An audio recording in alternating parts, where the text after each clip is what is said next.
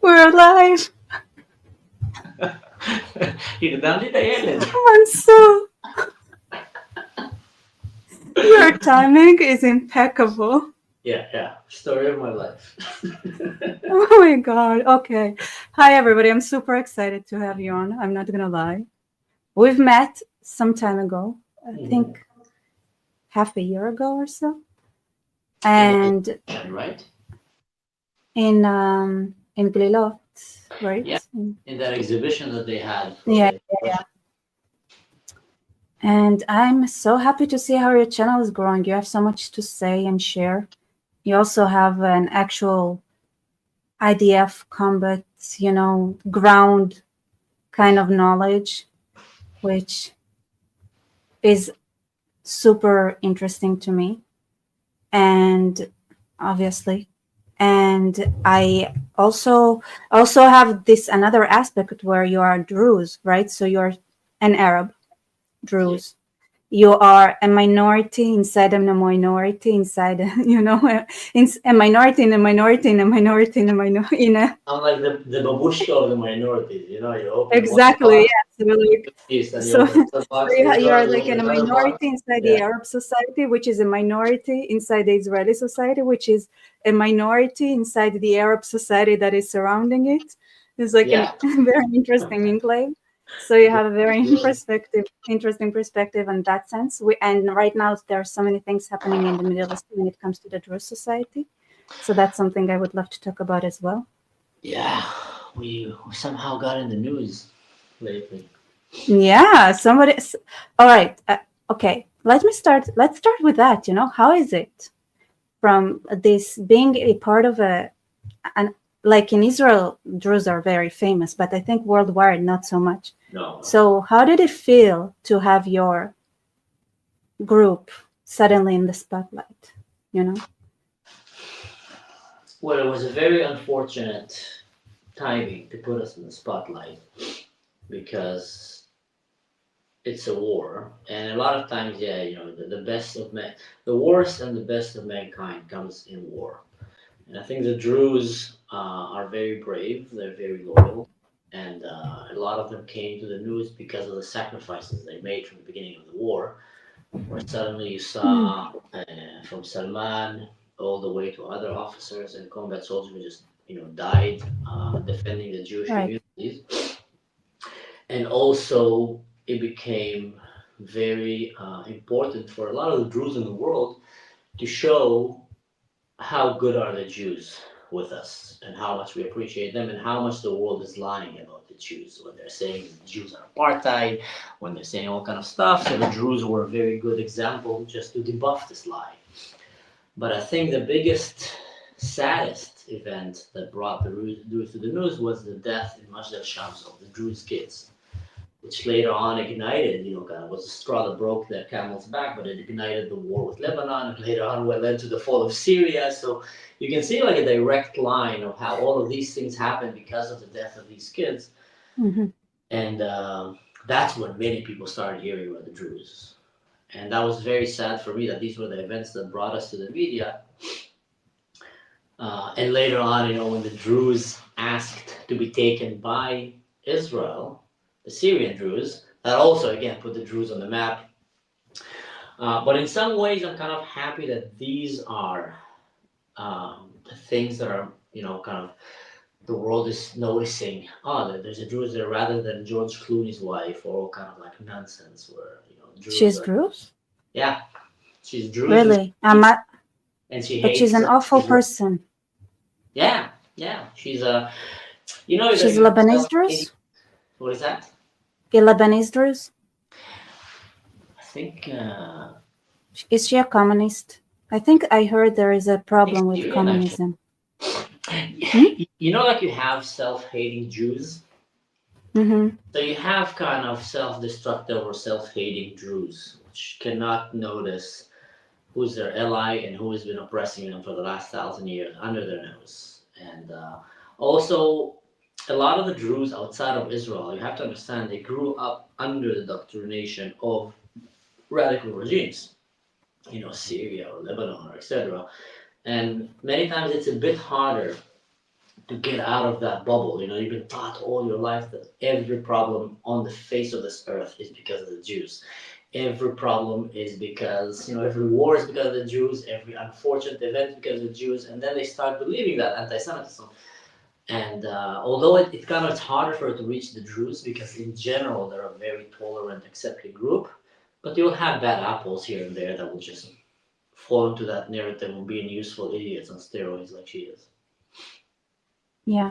You know what I want to do? I think one first thing I want to do is there is a question here that frames it perfectly. After you answer that, I want to say the same thing you said, but from the Jewish Israeli perspective. What's been happening?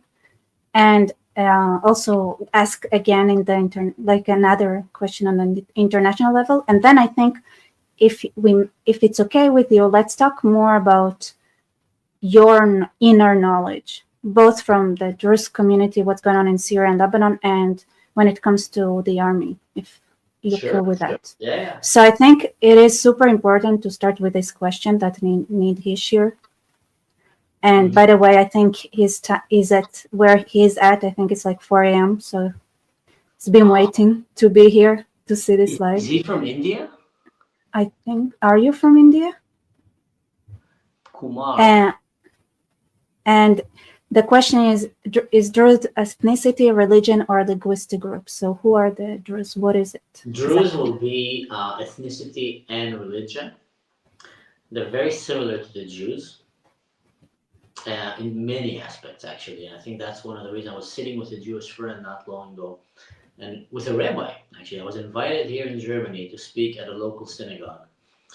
And we started talking about it, and then we just came to the understanding that there's so many similarities between the religions in terms of the way that they're minorities, in terms of the way that they have no incentives to be a missionary in any way. They just want to live and let live. And that's what made them, you know, get along very well. So it's a religion and it's an ethnicity. And it's a sub-religion, some might even call it a cult, that came out of Islam, under the Shia, and separated and branched out. So the majority of the Druze, you know, by far speaks Arabic, and they grew up in very Arabic houses and very Arabic tradition. And many of them are also living under Muslim countries, which they are forced to even pretend that they're still Muslim so they're not killed. Because in Islam, the only two groups that are relatively safer than others are Jews and Christians, the people of the book. Because then, as per the Quran, you don't have to kill them. All the rest, kill. Either convert or kill. That's Quran, you know, in the basic form of it. So the Druze, many places, is just, you know, like in Syria, will semi-consider themselves as Muslims in some places just to kind of stay alive. All right. So for those who don't know, the Druze religion is a secretive religion. And I kind of want to wonder if it's okay. Like, would actually admitting how far is the Druze like religion from Islam would be like troublesome for the Druze community to actually say that, hey, we're really far from it. We're like, you know, is it something that to this day you're trying to not really address directly? No. They are, you know, in most places, you know, Islam knows that Jews is different because they have a very different religion. They basically, like you said, secret religion. And part of, you know, this is a declassified secret. Part of it is that they adopted all religions. And they took a lot from the Hinduism, they took a lot from Christianity, from Judaism. And they said basically that God had brought different prophets in different times for different groups of people all around the world to show them, to teach them about God, about the divine. And what made it problematic for Islam is when they asked them, wait, so can God send another prophet after Muhammad? Because Muhammad is the seal of the prophets. And then the Jews said, yeah, of course, if needed, he will send another prophet. You know, if there's a group of people somewhere that needs to know. And that basically made them kuffars. And that was one of the main differences.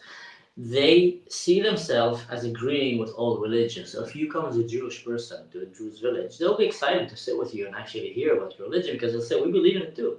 We think it's a very important book.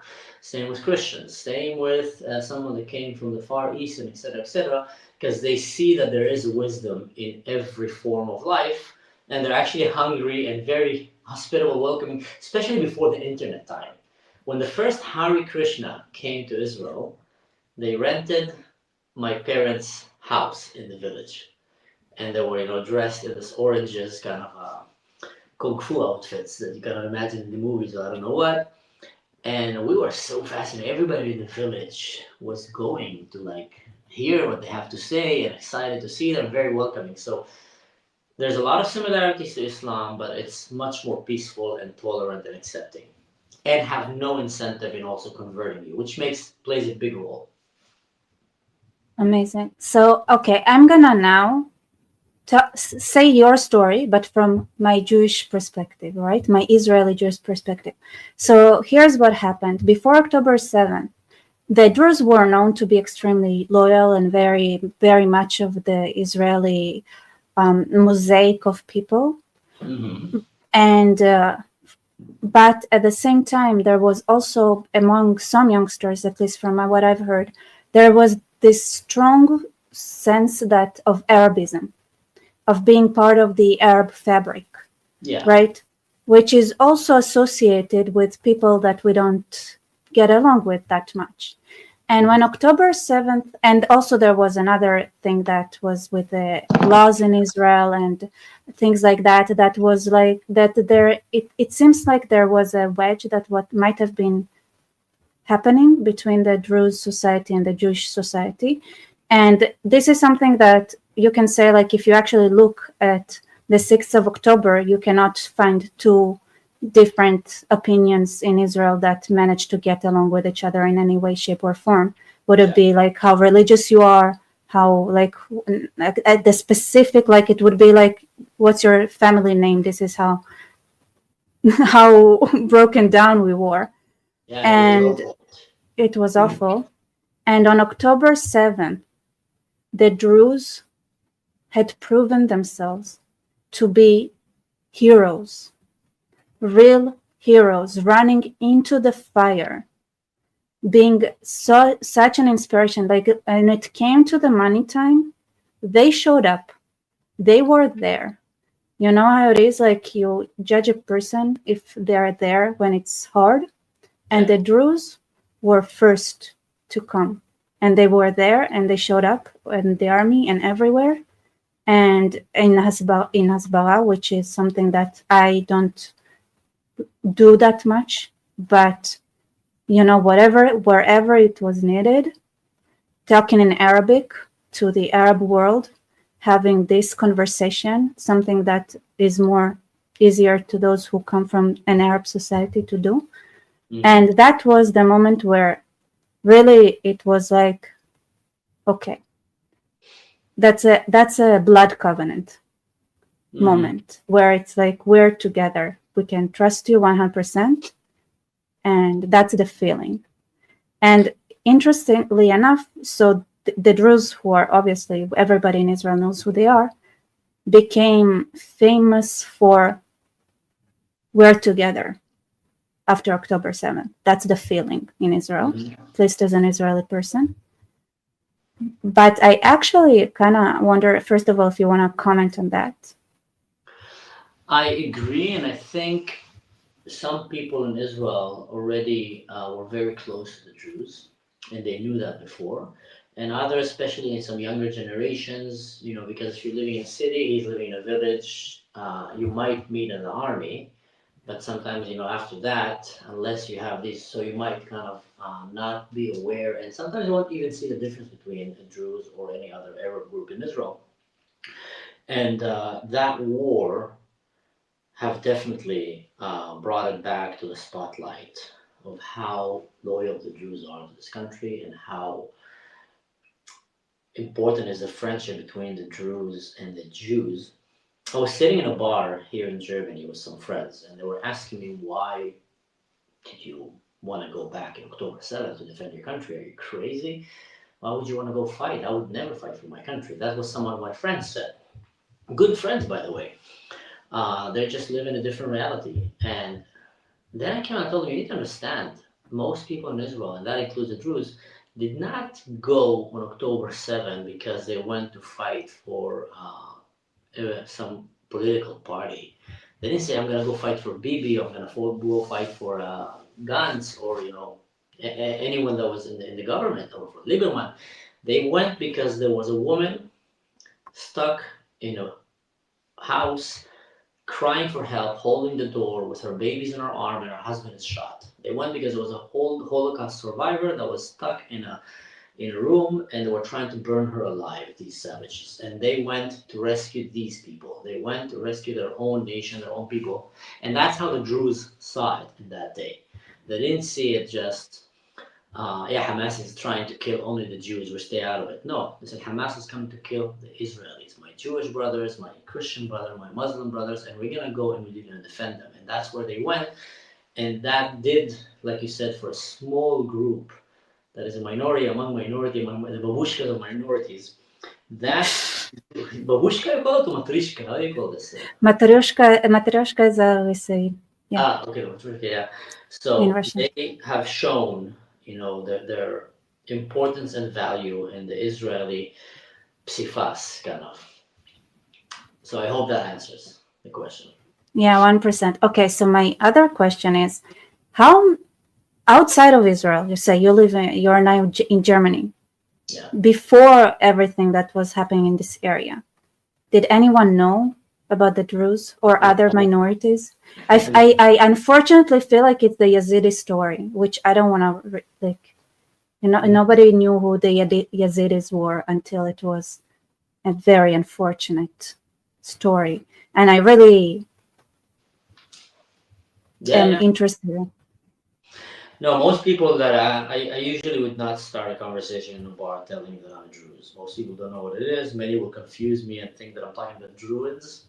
And only like halfway through the conversation, I realize that they are actually relating to the Druids. The people that run in the forest and pray for the trees. Aren't they fictional though? They are. And there'll be an awkward silence. People will be looking at each other like, okay, the guy's a little bit woo. But so it's most did not know, and even now I think most don't really know what's the Druze unless you are kind of looking at what's happening in the Middle East and you start learning about this group. So it's always an educational session when I'm sitting with someone and I start explaining about who are the Druze, which is obvious, a small group. Most people won't hear about them.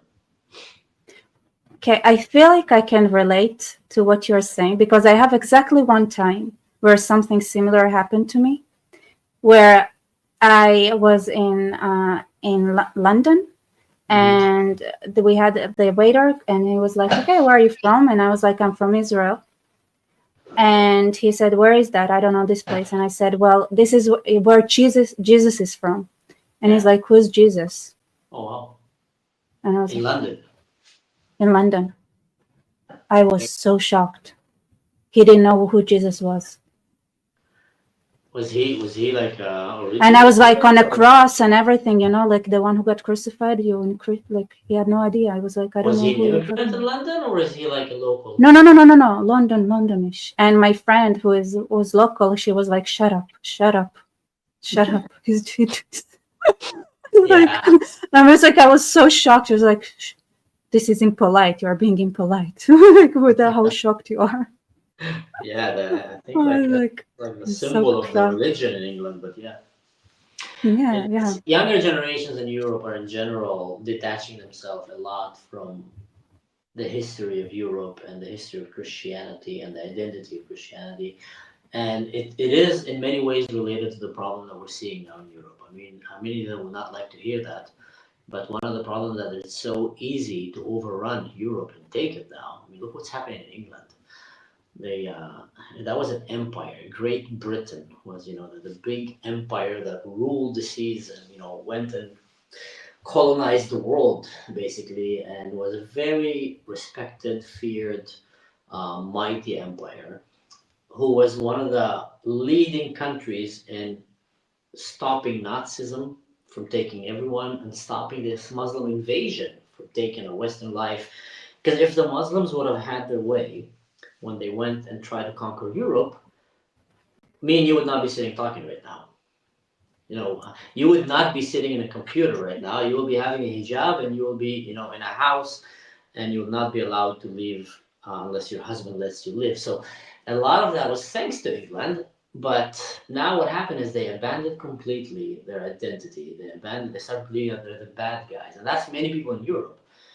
And it's so easy to take them because they're invited these, you know, foreign invaders to come in that clearly don't like their way of living, don't agree with their values, or, you know, or actually literally coming to humiliate them.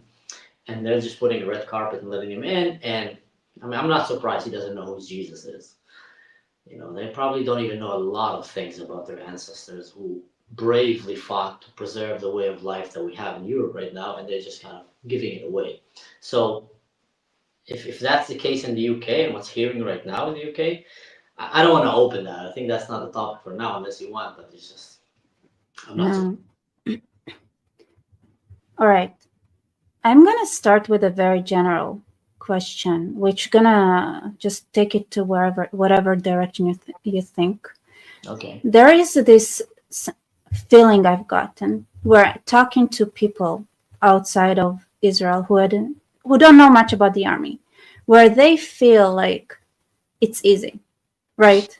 I remember October 7th, people were like, okay, what's the problem? Israel is going to go now and like F up everybody. And I was like, you guys do not understand how those things work. It's not that easy. And it's not like that. So I wonder if from your perspective, like what would you like to, like, is there something like you would say to these kind of people? Yes. First of all, it's a good question. Most people don't understand modern warfare beyond what they saw on Netflix or played in Call of Duty. And then they just think it's a completely different ballgame. Israel, in a warfare like Gaza, will use 10, 20, 30% of their military capabilities, because most of the time they're just restraining themselves. And the reason for that, this is not a conventional warfare.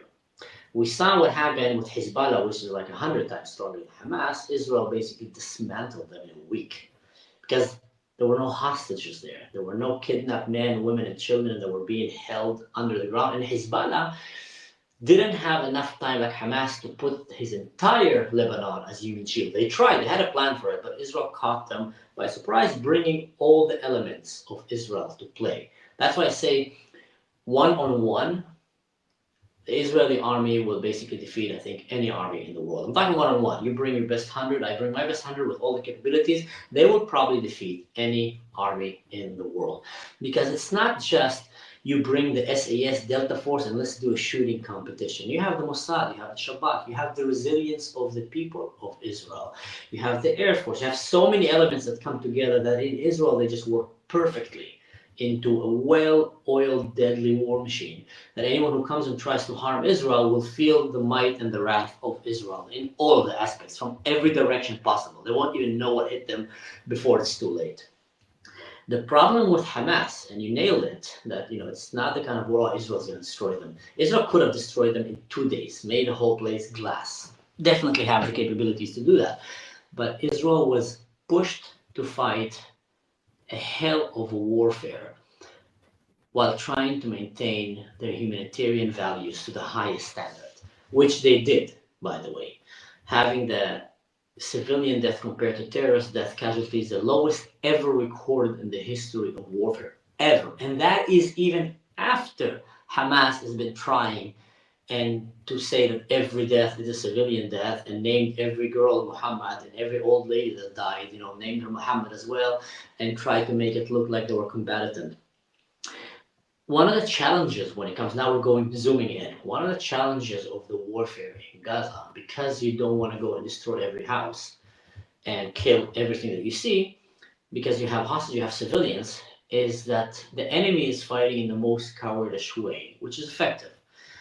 They are hiding, they took 15 years of stealing humanitarian aid money to billions of dollars to build tunnels with cameras everywhere, with sensors, with a way to come out of a tunnel from every point. which makes it a nightmare for Israel to fight. It's booby trapped right, left, and center. It's hidden in children's rooms and everything. Further, they're using not only their civilians, human shields.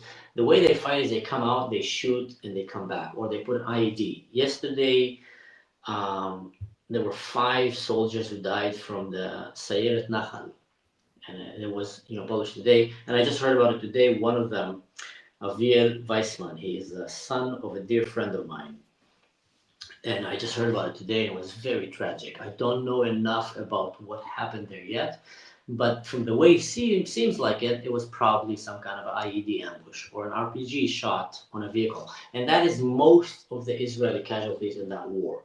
It's not face to face. The enemy came, I came, and they start shooting each other through the stairways. Or I don't know what. Usually, they're either trying to run away and they get shot down while they're trying to hide or run, or they manage to surprise with a very deadly IED ambush or this, because they're badly,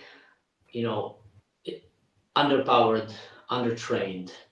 Also, the morality of the enemy soldiers there is very different from the morality of Israel. The Israeli soldiers are fighting to bring back their hostages. The people there are fighting because they basically want to keep the grip of oppression and terror over their people and genocide the Jews. Very different morality kind of ball game. Yeah, I think another thing people don't understand that it's not some soldiers who go. I feel like this is something a lot of people don't understand. Like soldiers are somehow detached from the rest of us. It's not comprehended. Like that's my brother, that's my ex, that's my sister, that's my those are that's all of us who are going to fight. That's another aspect of it that people I feel like don't understand, that this is up close and personal. Mm-hmm. And the defense of defending your ground where you actually live in from people who would go and do the most horrific thing possible to you, that's a completely different mindset. Yeah, look at the resilience of the Israeli people. Am Yisrael Chai, the meaning of that is just amazing. The war has been going on now for over a year. We've been attacked in 7 directions by 7, nations, forces, armies, terrorist groups. Israel did not need to close its border even once to prevent Israelis from running away. Ukraine, they had to close the border immediately and force all the men to stay to fight for that country. And they're doing, crazy, amazing job, fighting, compared to the size of the Russian army that's coming at them. But still, they had to close the country so the people don't run away from that country. In Israel, they never had to close it. The resilience of the Israeli people is still standing until today. And I just saw a report yesterday that an Israeli guy came and said, listen, media, you don't need to tell us everything.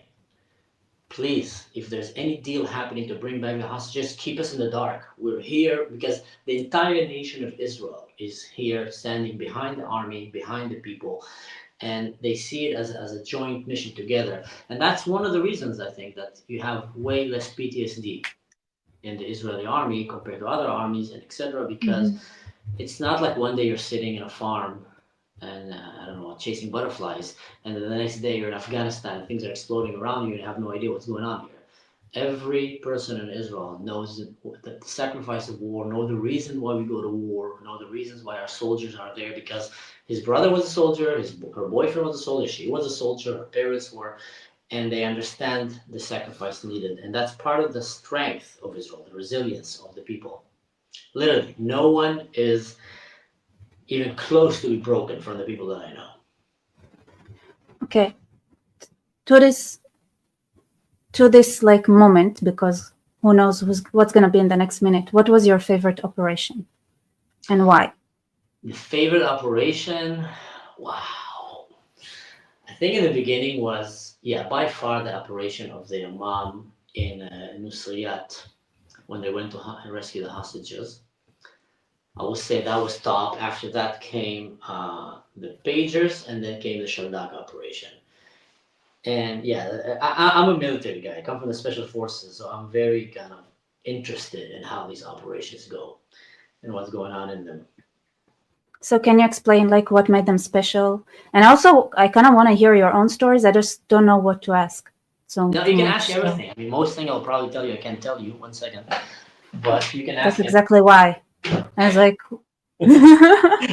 No, but okay, I'll find a way to navigate around it, all so right. I don't get So too if at promoted some here. point you get like association that reminds you of your own story, please do tell so that.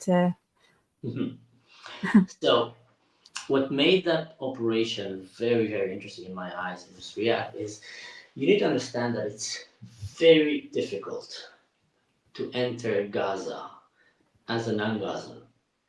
They will identify you immediately by your accent, by your dress code, just by the looks. Sometimes even the dogs will just smell that this person is coming from us and start barking more at him. You know, we had to use different techniques to also make sure that the dogs don't spot us out when we're doing operations. And Israel, in a very minimal time, have sent Mistalvin, where basically, undercover Israelis that will learn the culture and the language, and the level of integration that they need to have is just beyond imagination. This is not a James Bond movie. Just, oh, let's go and drink a cocktail and have like a beautiful girl next to me, and we just gotta stand and under the chandelier, and no one will spot us. Like this is hardcore, infiltrating enemy, and there were women in that operation.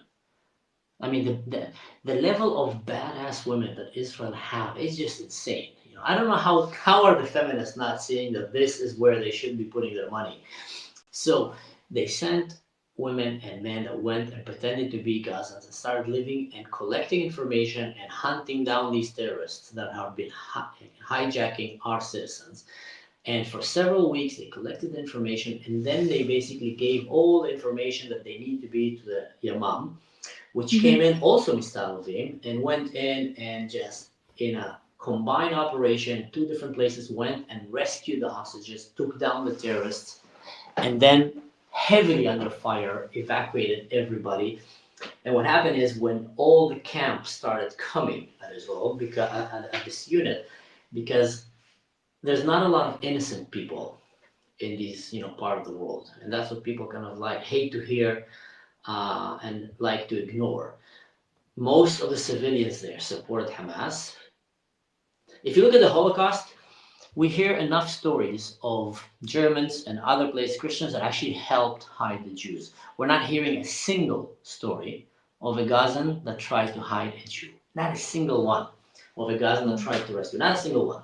Maybe it happened, maybe he got executed. I don't know. We haven't heard one. So they had the whole camp coming at them, and one of their vehicles got stuck in the rescue, and then they basically called the IDF, which went like Black Hawk Down kind of vibes, and created an escape corridor for them under fire that had to go out. So I feel like even the best movies cannot capture what really happened there.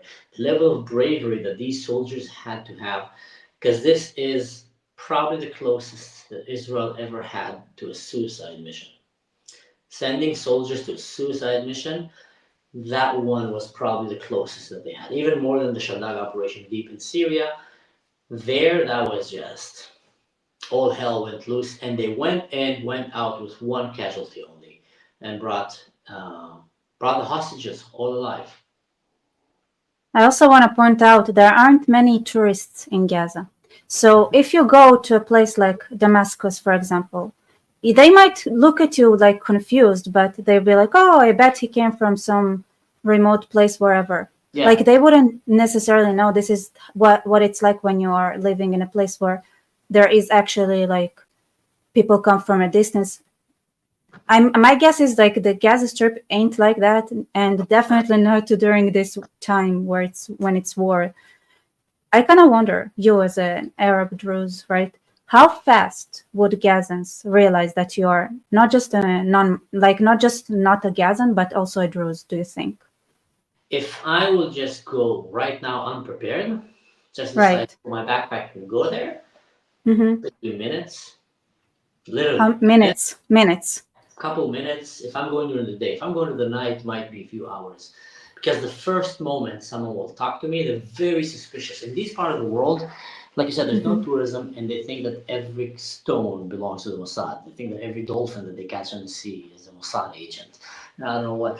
So even, and that's not only in Gaza. When I was traveling Jordan, when I was traveling Egypt or other, Middle Eastern countries, I walked all of Jordan by foot, and every I stopped speaking Arabic after a while because they were getting too suspicious of me. So every person that met me would immediately ask me, "Inter منين? رايح لوين? مين أبوك? مين أمك?" And they start interrogating you like you're some kind of a Shabak, interrogation officer. Every citizen that met me in the desert, in the city, where you from, where you going, where's In your Jordan too. from? Jordan. That's just simply Jordan. So same thing in Gaza and all these villages. They're super suspicious. Why do you think it's like that in Jordan and Egypt? That's interesting to me. In Jordan, you have a lot of tension between the Palestinians and the Bedouins that are controlling the country, the Hmm. Hashemi. So, and the Palestinians are the majority, and they've been proven again and again to be very not peaceful and very violent and very not supportive of the regime. Basically, like everywhere the Palestinians went in the Middle East. That's why no one really wants to take them. So in Jordan, there's a lot of Secret Service activity happening, a Hmm. lot. Many of it is focused to protect the country from anything that might harm tourism because they see that as one of their biggest prizes. They don't have oil like other kingdoms, but they have tourism, and a lot of it is also to make sure that the kingdom doesn't fall to these radicals. So there's a lot of fixation there about who's this guy, where is he from, and also they just are fixated on the Mossad. They think that they fear them so much and they admire the Mossad so much in their own world. And it's kind of a funny hate and love relationship. And they think that every person that is semi interesting is probably a Mossad agent. Like everybody. I got chased there with the Secret Service chasing me in the desert for hours because they thought I was a Mossad agent. And I mean, like they weren't too wrong though. Like they want what? they weren't too wrong. Like I guess so. I wasn't you're there like when. you were like one phone call away from being an agent. Yeah, yeah. I was there on tourism purposes only. Tourism purposes Okay. only. Amazing. Interesting. All right. So, okay, so they can tell that you are not, something is weird. Can they tell you're not Muslim? Not me, because I know Islam pretty well, sometimes better than Hmm. some Muslims, but they're immediately trying to understand if you're Muslim or not. They do that. Oh, yeah, yeah, yeah. Hmm. Immediately, that's one of the first things. They want to see, they immediately know that you're not one of us. You're not from the village. And then they Hmm. want to see if you're Muslim or not. A lot of them, they want to see also if you're Israeli or American, because if you are an Israeli American, they don't like you. You immediately Hmm. go into the box of like the big devil or the small devil. And then they try to understand if you are part of Islam, and then if you're Islam, if you're Sunnah or Shia, they're always, that's why I said they're very suspicious. When I was there, and Hmm. that's a good trick actually for girls in general, because part of my service in the military was also I was a negotiator for a while for anti-terrorism negotiation. And there's a lot of tricks that you learn from negotiation that came very handy for me to survive some of the experiences that I had in Jordan. And one time I was fleeing a Palestinian village because they were trying to catch me and a girl that was with me, and the whole village was coming, and it became very hostile. And Who was the girl?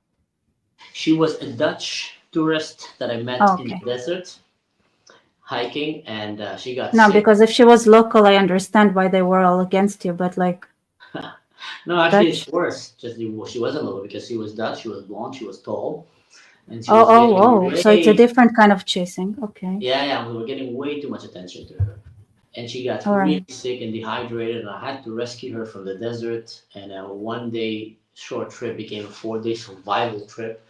I gave her my shoes, and I was walking barefoot. And we had people chasing us that had guns, and yeah, it was crazy. It was crazy. And then we got to after we managed to survive that experience of running away from these people and going through the valleys, and we got to a city, a village, I saw Israel on the horizon, and I saw a lot of kids running at it. I said, like excited kids. It was a small desert kind of town.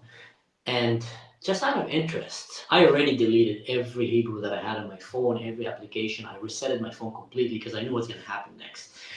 And I asked these kids, just out of curiosity, hey, well, what's there? Because I saw Israel. And they said, Hi, Israel. And they started like spitting and cursing. And I said, do you like Israel? I said, no, we want to kill everyone there. Basically, the kids were telling me, like, start cursing them and all kind of stuff. Mm-hmm. So that's I realized, okay, that's not a friendly village, and they should not know that I'm an Israeli. But the girl needed medical attention immediately, so we took her to the hospital. And over there, immediately, more and more people started to gather around the hospital, started to come and stare at her and talking to each other.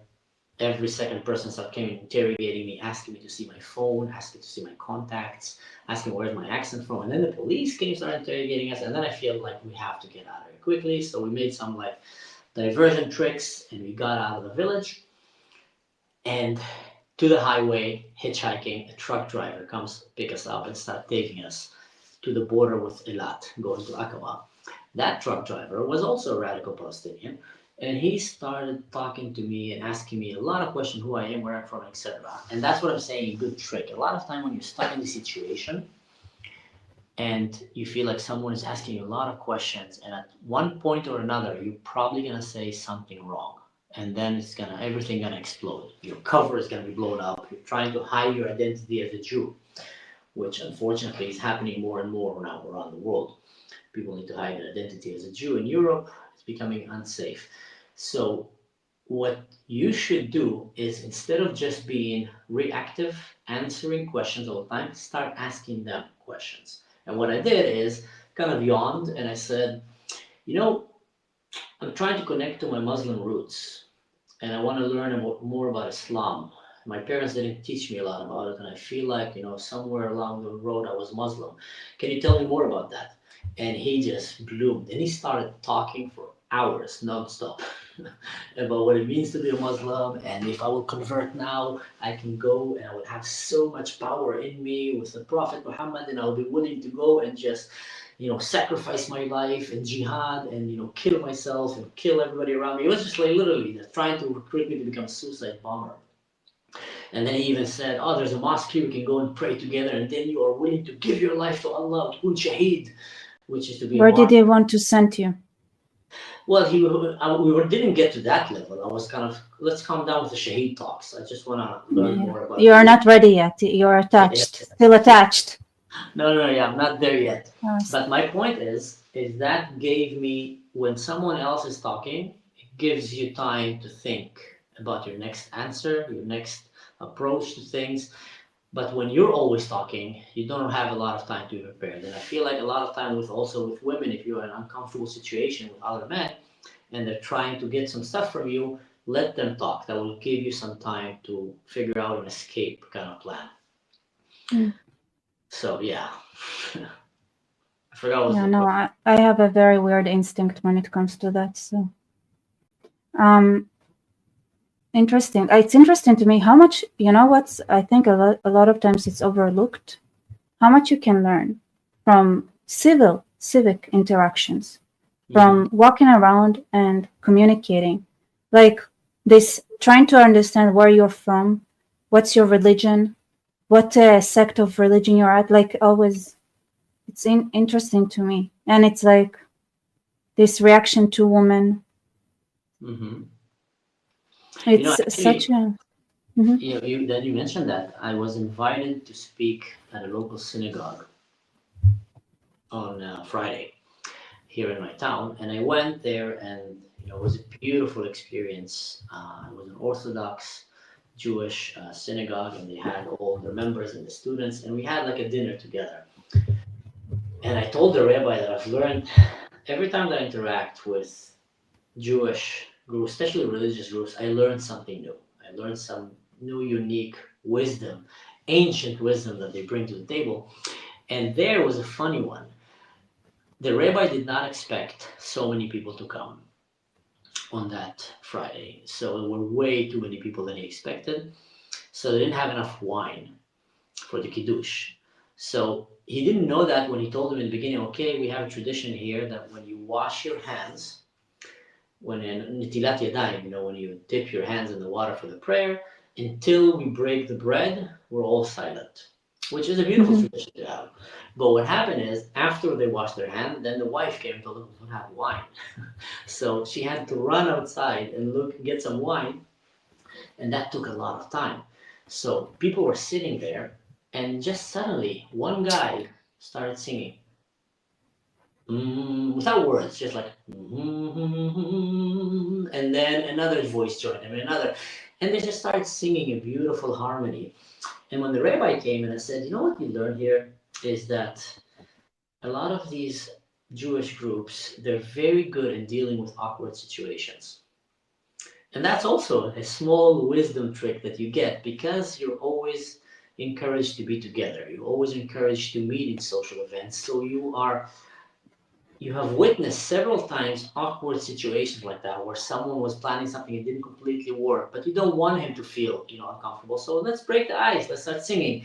And these things, just these interactions, bring so much wisdom to the table that is being overlooked and even missing from our digital reality that we're living in nowadays, where people don't meet, don't interact, they don't deal with awkward situations so much that when they're confronted by it, they either shut down or run away.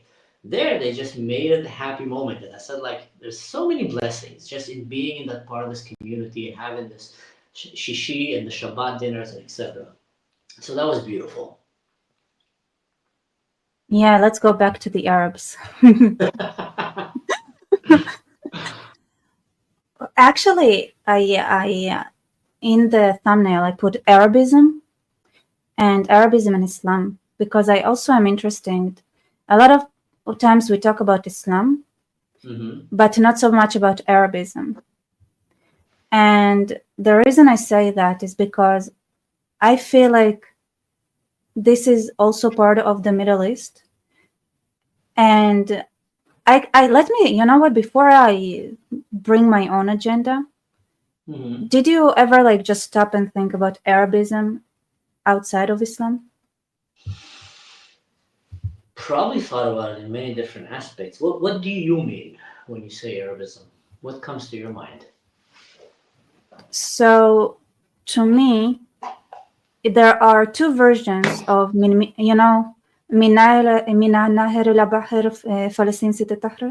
So there is also min mia and mia Palestine Islamiyya and mia Palestine Arabiyya. So those are two versions. So you have those who chant from water to water, it will be Arab. Or for those who chant from water to water, it will be Muslim. And to me, as somebody who technically belongs to the Arab world, right? The Druze are part of the Arab world. Since from what I know, the way you get in this honorary club is just by speaking Arabic as your mother tongue. High bar. And Wait, so you are a Jew that ancestors came from where? Iraq, from Egypt, from? Mine? Yeah. Well, it's interesting. Okay, my mom, I'm half Ashkenazi, half Mizrahi. And my dad is a Georgian Jew, which is considered to be from the first exile, Galut Bet Rishon. And actually, my mom is Ashkenazi, which is, I don't know what's her genetic component, but my cousin did a genetic test, the Georgian one, and we had Arab there, Egyptian Coptic there. I was kind of surprised, how they it was 100% Western Asia, but it also had things like Arab and Coptic Egyptian and things like that as well. But mostly the bottom line is they didn't have a big sample of Georgian Jews, but it says very closely related to other to Georgian Jews. That's what it said. They didn't have. I don't think they have enough of Georgian Jews. It's a very small group. Yeah. But at the bottom line was like your genetic component resembles Georgian Jews, and you're like, yeah. But Okay. it was interesting. So yeah, so that's all over. But yeah, hmm So you're asking about Arabism. yeah. So I think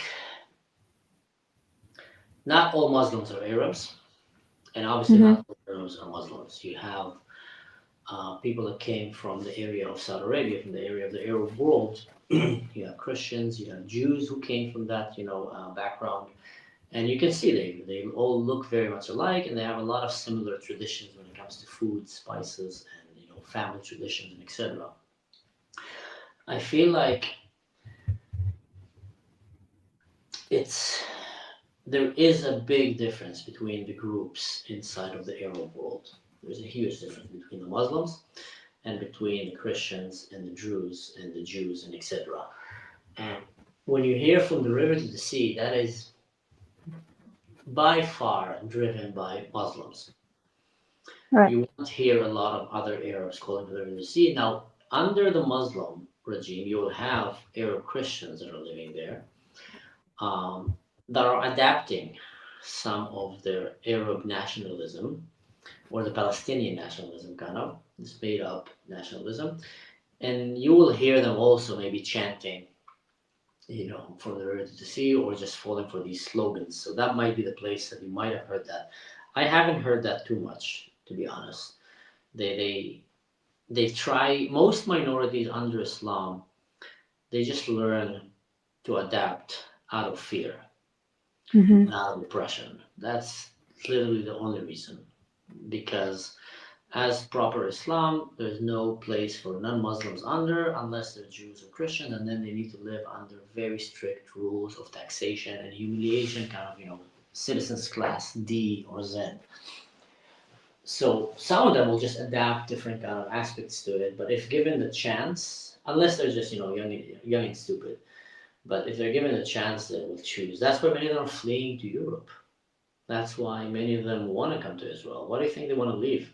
Unfortunately, when they get there, they try to bring with them the same problem that they fled from, but it's a very oppressing culture, and they don't want to live under it.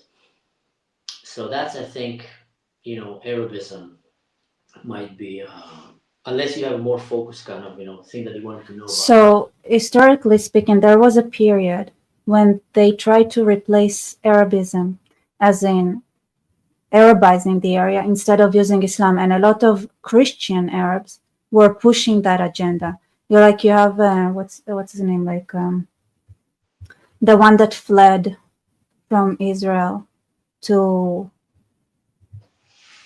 Qatar, maybe. What's his name? Like Izmi Pshara, maybe. He's a Christian Arab, I think I might have, but and he there fled. were a lot. Yeah, there was a lot of push from Christian Arabs into this Arabism notion, and also the Ba'ath Mm-hmm. party and things like that. And since because of like I said before, there were also Druze, younger Druze, who would say, "Hey, we are Arab," right? Mm-hmm. So I wondered, like, your perspective about how much is this like attempt to turn to bring the Arabism forward when it comes to like the nationalism, imperialism of the Middle East? Do you feel like it's a failed attempt that we can let rest, and it's just Islam now? Or is it something that do you feel like still exists and there is also that part of the identity? Yeah, I think I get where you're going with it. I don't think it's a big attempt or something that right now should be kind of concerning, because the other things are way more concerning. The attempt of Islam to take over the world, Harb al-Islam, it's way, way bigger. But there is something that always was very confusing to me, and I never really understood, was among the Christian Arab community, also in Israel, but mostly in Lebanon and Syria, where they identified more with Muslims rather than with the Jews.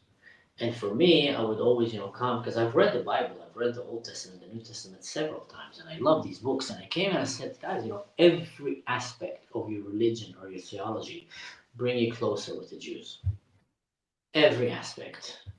So how come you're identifying with a genocidal group that want to do a river to the sea? That just doesn't make sense to me because first it will come to the Jews, then it will come to you next. I mean, it's clear as daylight. And a lot of time it was either pure ignorance or pure anti-Semitism or just the influence of the society that they're living as a survival pattern. Because to say that you are with the Jews would be a death sentence in most of these places. Yeah. So I don't know regarding the Arabism. It's not really a thing. I'll say that it's a thing that you'll talk about when you're sitting in a bar or in a restaurant. We're Arab and إحنا Arab, and that's like take pride. But it's not like a national thing that brings people together that much, because so many Arab countries are hating each other and fighting each other. It's more the religious aspects that you have. If you're Sunnah, if you're Shia, if you're Christian, if you're Coptic, if you're this, that's more have a driving force way more than the Mhm. Arab culture. Although the Arab culture is the fine line that you'll see that is making them all very similar. That brings a similarity, and you can see that also among the Arab Jews. If you look at the Moroccans or Iraqis, they are probably way closer in their traditions in their households to a lot of Arab Muslim countries than to Europe Ashkenazi countries. In the way In that what way? they're much more family oriented, in the way that the grandfather. Ashkenazi families are very family oriented No, as they well. are 100%, and I'm actually being seen that here in Europe, and I'm being humbled by it. Absolutely, but what I'm saying is in terms of like the hamula aspect to it, like if a Friday dinner at a Moroccan household would feel to this observe from the side way closer to a Friday dinner at a Jordanian house than at a German or Swedish family. Just Mhm. because you'll have the grandma, you'll have the grandchildren, you have everybody kind of very loud, sharing food, eating with their hands, and etc. One and the other will be much more quiet and much. Still, I look here in Germany and I see Rafi's grandparents, and they probably can teach every Middle Eastern grandparents that I've seen in my life about what does it mean to be a loving, devoted grandparents for the children. So they're very family oriented, only in a much more uh, preserved and kind of quiet and settled way than compared to the Middle East, which is kisses and hugs I and mean, so in when you that actually think about it, when you compare Ashkenazi families to European families, you understand how loud Ashkenazis are. how loud they are. haven't seen that yet come to place. I mean, I come from a loud family. If you come to Friday dinner at my house, it's like my fat Greek wedding. Where everybody is over the table. You have Friday dinners. Yeah, yeah. So yeah, that's kind of what I had to say about Arabism. Interesting. Okay, so now that we have that figured out, let's talk about Syria and Lebanon. Now that we understand that Arabism is a very, very loose kind of thing, Yeah. there is this international kind of insistence and dislike of actually thinking about maybe rethinking about those countries like Syria and Lebanon. Kind of wonder, like, how do you feel that about that as a Druze, and if you have any connections with people there and how they feel about that situation. About the government situation there. Yeah, like about um, the forced countries, like based on Arabism, whatever, that we have clearly seems like that's not a real thing. That Mm.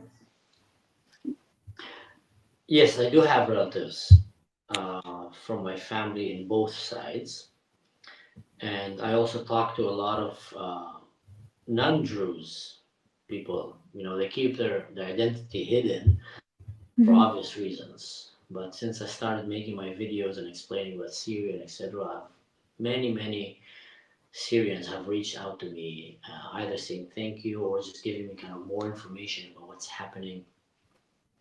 Um, and undoubtedly, especially in Syria, they got so oppressed for the last 70 years. You literally have massive, graves there, Holocaust style, with hundreds of thousands of bodies, hidden. The whole country knew about it. There was two groups there. Either you're the part that being oppressed or the part that is oppressing. With no innocent, kind of, I don't know what's happening. Same like in Nazi Germany. Everybody knew what's happening. Either kept quiet or actually shouted to the world, look what's happening, but the world ignored. And that's what many Syrians are feeling like. And that's in some ways also why a lot of Syrians, the peaceful, loving ones, they don't like the Western left, which pretends to be their best friends. They don't like them. They say, oh my God, we're just not them. Because they seem to always side with the wrong side. Always. Again and again and again. So they're afraid of them. I hear that. When Jolani, which is an ISIS, Al Qaeda, took over the country, a lot of Syrian friends of mine said, what's going to happen now is the left is going to fall in love with him, and they just don't understand how bad and evil this guy is. And we really need a real change. So people who are living in these countries, a lot of times deep inside, would have wanted to live in Israel. That's from interacting with many of them, and some of them just, getting to a place where we feel comfortable and trust. They will come and tell me, hey man, I wish we would live under the Jews because they're not Arabs. So that's how they say it. They will not say they're not Muslim. They will say they're not Arabs, which bring it to the Arabism that you're talking about. And that is related to the fact that, law and order abide in these places. There's humanitarian rules and life. And that's how they would look at it. There's no ego or tribal, corruption, nepotism, combinot. It's things are working like in Europe, like other places, and we want that. So a lot of people that came from under the Arab world, they get a bit hungry for what they see in the West in terms of the values and the freedom. Many times overwhelming. They don't know how to handle it. If you just take someone, you take a 17 or 20 years old immigrant from Syria, just put him straight in Germany, the streets of Berlin, it's overwhelming. Overwhelming. It's almost impossible for many of them not to start looking at Western women as prostitutes.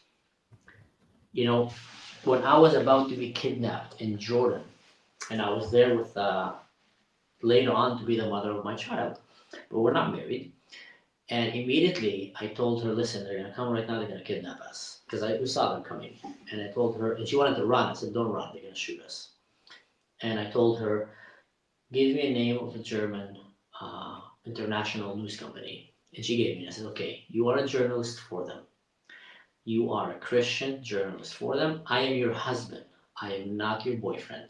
And she said, why? I said, it's very important because if they will know that you are my girlfriend, that means that you're a slut because you're having sex out of marriage. So you are my wife. That gives you a little bit more of a status of respect.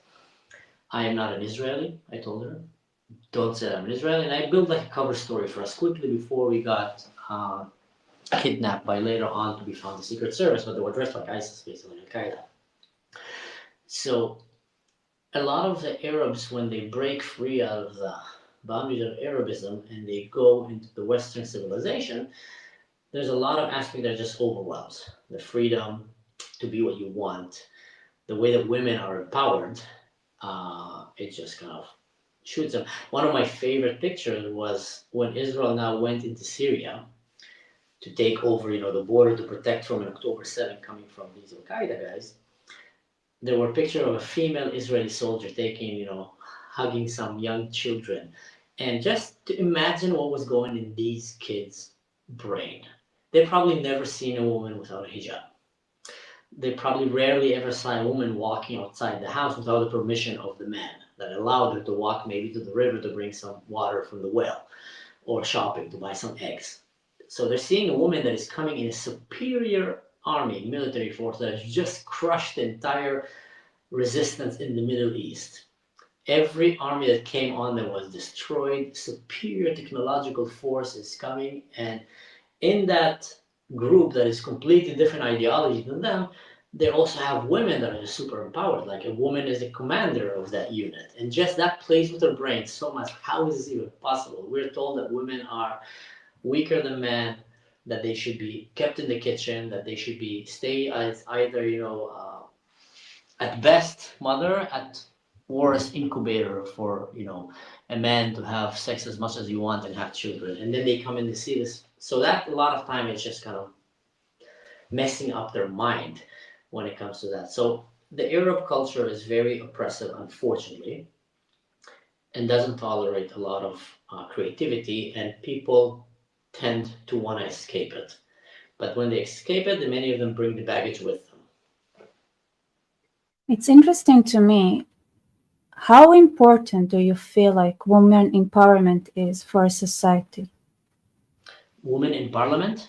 Like you are bringing up like this, because having a Empowerment. soldier, right, a soldier that is coming to Syria, right, that's uber feminist, I would say, in a Yeah. sense, right? Because there are enough reasons to think, well, maybe we shouldn't do that because men would be better at physically doing this job, blah blah blah, which it's not wrong, Mm-hmm. but there is still a significance to it. Obviously, we can see like even sending like female pilots to bomb Iran had a huge significance.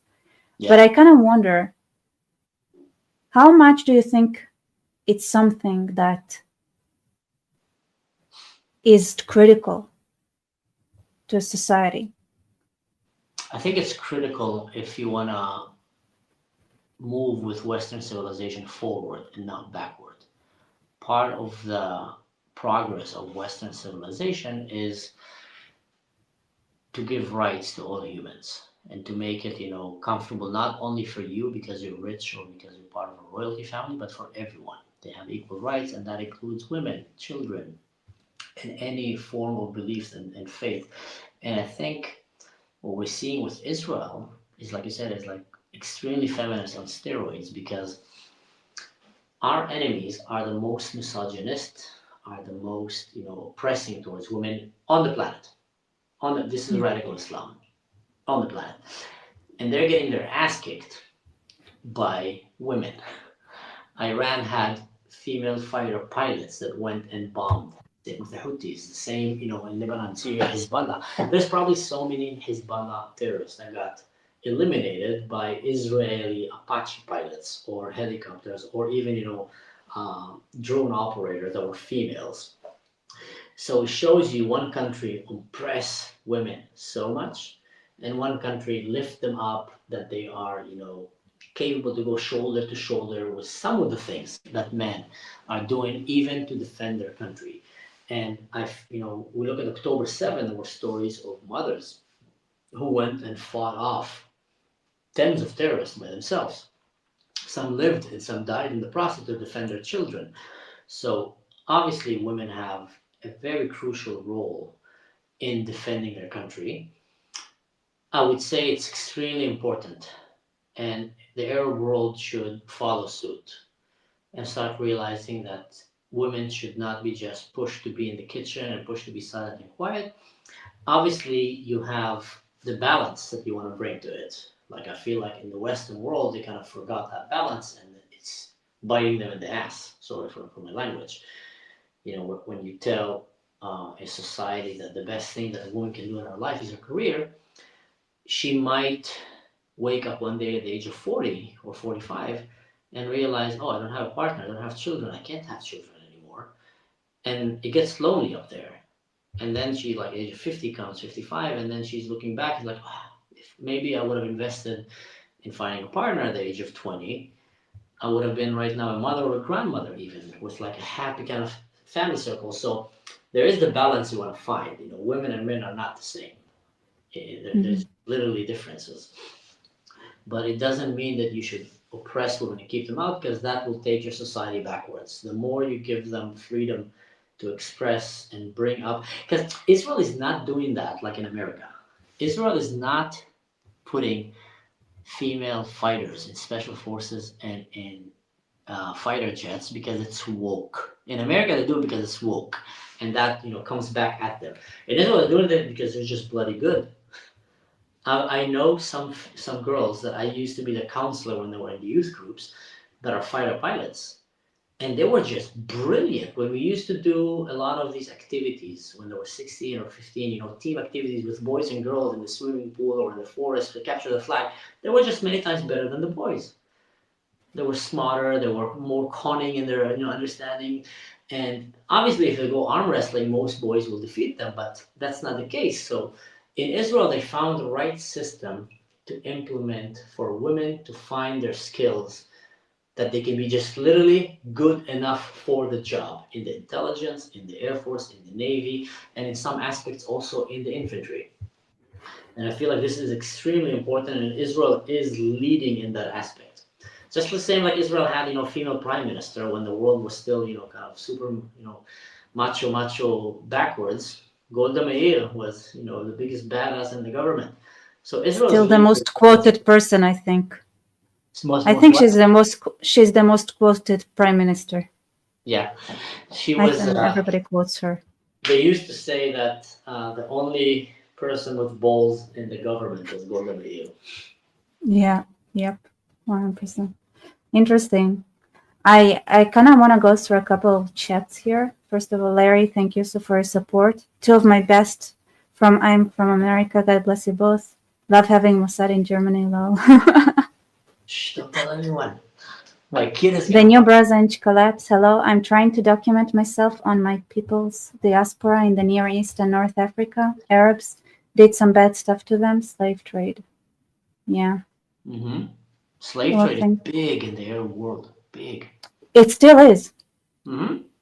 Do you know how they call a black person in the Arab world? I know. But Maybe the viewers don't. Abid.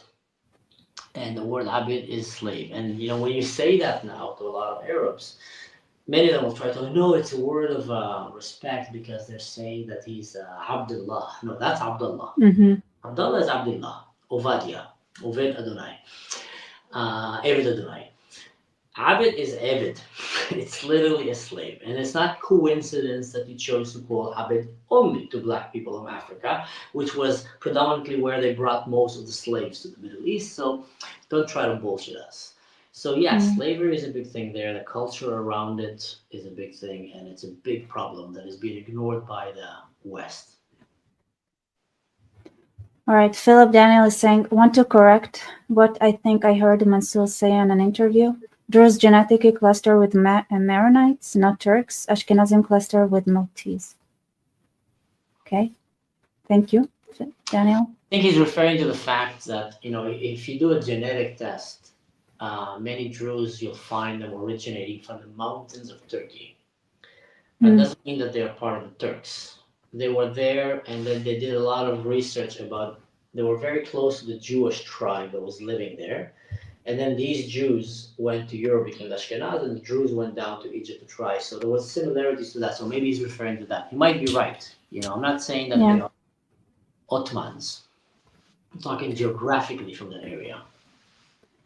I think also, even if you read the seven peoples of Canaan, people don't understand they were not local, right? The Hiwi, the Hitti, they all of them, like the list, like those who don't need to live there. It's also because they were not actually local peoples. Like the Hiwi, I think, are from the Kafkaz area, Caucasus, like Turks, whatever, like there, and they were all like from different. The Hitti, also the Hittites, they're different, They're all very different ethnicities that were in the area. So people mix from antiquity, okay, that were maybe Greek, like people. Humanity is not like, it's not like a nicely clusters everything. People. No. And I don't like how obsessed people get with genetics. I feel like if a Jew becomes obsessed with Islam and adopts the Islamic ideology, then I don't care what his genetics are, Yeah, I mean, we all came from the same place, so. Right. Druze Holster there. call themselves Israeli Arabs. I've seen Mansour use the term. So many Druze in Israel for a long time, especially the younger generations, refrained a little bit from the Arabism because the connotation of Arabs in Israel became negative. And the reason for that is because all the suicide bombings and all the terrorist attacks came from Arabs. They didn't come from Christians, they didn't come from Jews, they came from Muslim Arabs. And what happened is the Druze were feeling, because we look the same, we speak the same. Someone who hears us talk, he doesn't know, oh, that's a Druze dialect, and he says ka and he says ga. He doesn't know that. So a lot of times the Druze were starting saying, I'm not Arab. And the idea was kind of, I'm not Muslim. But it's Mhm. in Israel, they didn't say, aha, he's Muslim. They said, Arabi, Arabi. So they started to detach themselves from that, but it doesn't mean that they're not. They're undoubtedly 100% came out of the Arab world and came out of the Muslim world. And if you ask academics or elder Druze, they'll tell you yes, it's definitely part of the Arab community. Like we have Christian Arabs, Jewish Arabs, and etc. Although some like to argue that, but still, it's part of the Arabs. Yeah. But like I think that we have established Arab is not a very strong identity, I guess. No, no, it's not. It's literally just people that came from that area. It's not a Yeah. religion. Shana is saying Ashkenazi are loud compared to Europeans, especially the North. They are cold and quiet compared to Iraqis and Spanish Jews. Thank you for your support, Shana. That's right. I mean, it depends, but yeah. The light life. The dominant language in Syria is Arabic. Would you have argued that? Do you want to read it? The dominant language in Syria is Arabic. You could have argued that 850 AD, Syria wasn't so Arab because the majority spoke Syriac, but that is obviously not the case today. Yeah, because it's part of the Muslim colonization. The Arab Muslim colonization is probably the biggest colonization that we have today in modern. Yes, the Mongolians done a little better job, but they're not an empire anymore. The Arab Empire is still existing. The Muslim Empire is still existing, and they had the biggest, fastest colonization attempt in the history of planet Earth. They just went and conquered everything and then forced their religion and their way of life on everything, and that included the language as well. And that's why you have a lot of these languages right now in places that were not Muslim. Lebanon is not Muslim. Syria was definitely not Muslim. Spain, if it wasn't for the Christians who pushed them away, Spain were right now speaking Arabic. And so everywhere that the Muslim Empire reached, they tried to enforce. If it was part of the Arab Empire, they enforced Arabic.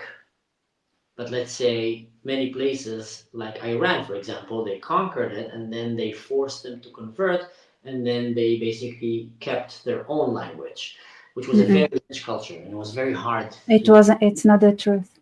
You want to hear the real story with Persians? Like it's a crazy one. All right. Persian was almost went extinct because of Arabization. At some point, they had purposefully revived Persian, and it actually is not the same. It's very Arabized right now, but they almost managed to eradicate Persian and the Persian culture as well. And the Persians just at some point, like they fought back and they brought back Persian. Yeah, what happened in Persia actually is when the Muslim Empire expanded, the Arab Muslim Empire, they went from being just nomadic tribes that are just, very fierce at fighting to become governing a big government. And when they took over Persia, Persia had all the knowledge to govern an empire, the bookkeeping, the education, etc. So what they did is they converted and they forced Islam on top of them, but they also kept them because that brought them that knowledge to run Persia. But what happened is, even though they were radicalized, not radicalized, they were converted by force, and obviously had a big influence in Islam, they still maintain a lot of that tradition, and that's why even today, it's much more harder to radicalize Iranians, for example, compared to Palestinians. One generation, they just all want to become shaheeds. Lebanese, 2 generations and already all supporting Hezbollah and want to become shaheeds.